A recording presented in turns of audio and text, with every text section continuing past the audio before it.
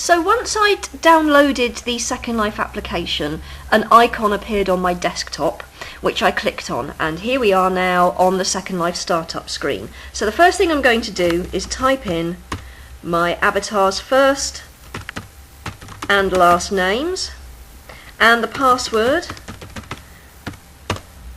that I set up, and I'm going to log in. It's going to take a few seconds to log me in. So, Gatto Cyberstar is about to land on Second Life. Here she is. There she is.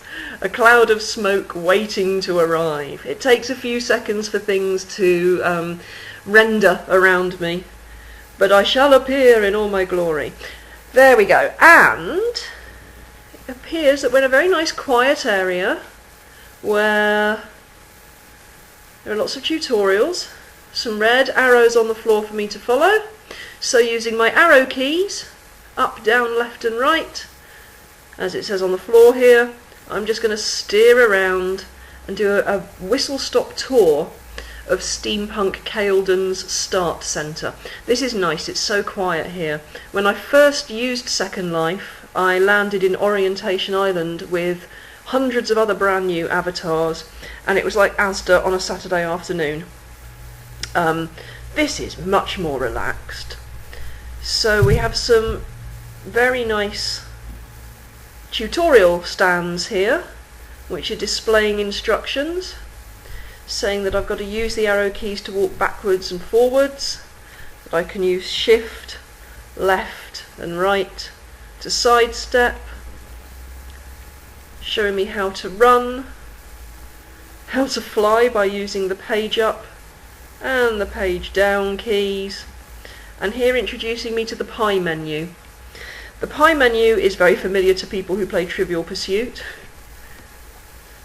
I right click on something like a chair. It then gives me a list of options in a pie. One of my options here is to sit here, so I left click on that, and lo and behold I sit in this rather nice sofa. Can have a good look at what Gatto Cyberstar looks like. There we go. And when I no longer want to sit down, I can stand up by clicking on this little button at the bottom of the screen. And I shall carry on walking past these tutorial cards, but I would urge you to read them, practice using them.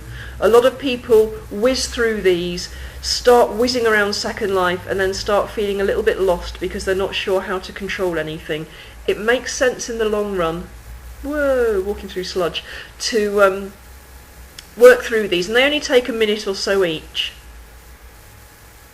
So that's showing you about how to use camera controls to change the way you see things, how to communicate through this room here. Very briefly, you can text one another by typing into the local chat bar at the bottom of the screen, and what you say will either appear at the bottom of the screen here,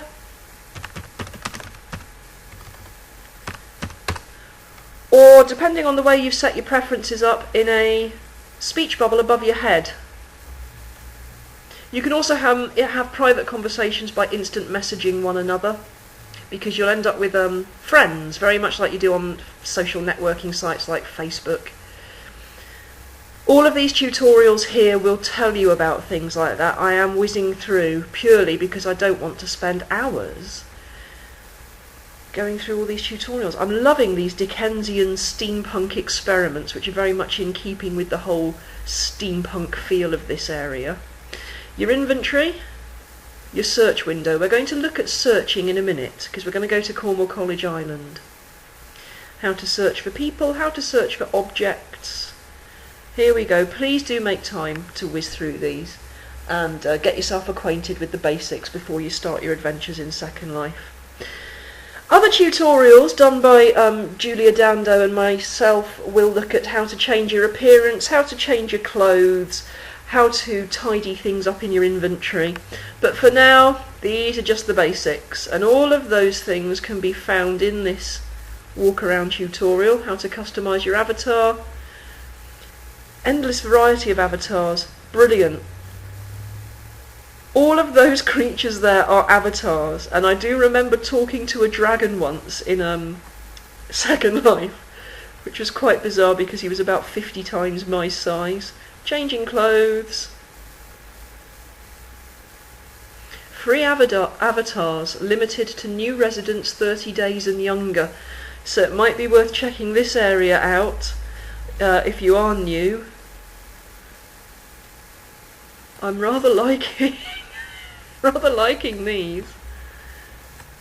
So there we have a few default avatars that you can have. Should you feel like being a tiny rabbit or a steampunk robot rather than a human being shaped avatar, let's go to Cornwall College Island now before I get carried away. I'm going to click on search at the bottom of the screen here, and very much like using Google or any other search engine, I'm just going to type what I'm looking for into this find box. Up here, press the enter key. It will find anything related to Cornwall College. Here's Cornwall College Island, which I'm just going to click on. There it is in all its glory. So if I click onto the teleport button here, we should arrive at Cornwall College Island. It's quite early in the morning, so I would very much doubt that anyone else will be around at the moment. But here we are. The scenery around me will take a little bit of time to render, to pop up around me. Second Life has millions of users, and there could be thousands and thousands using Second Life even as we speak, which means that the servers have got quite a job in San Francisco keeping everything working, but they're doing a really good job. Things can take a couple of seconds to render, as you can see, but in the great scheme of Second Life, that's not really an issue. Everything else tends to work pretty smoothly. So I've used the page up key here to do a very quick whistle-top tour of the island. Just fly over the Duchy farm here. I'm heading for the pub. So real life and Second Life, very much the same. This is the pub here. So I'm going to see if I can do a really good landing. That wasn't too bad. I didn't fall into the ocean there or into the harbour or anything. I'm going to right click on this door, and then I'm going to left click on where it says touch to open the door, and here I am in the pub,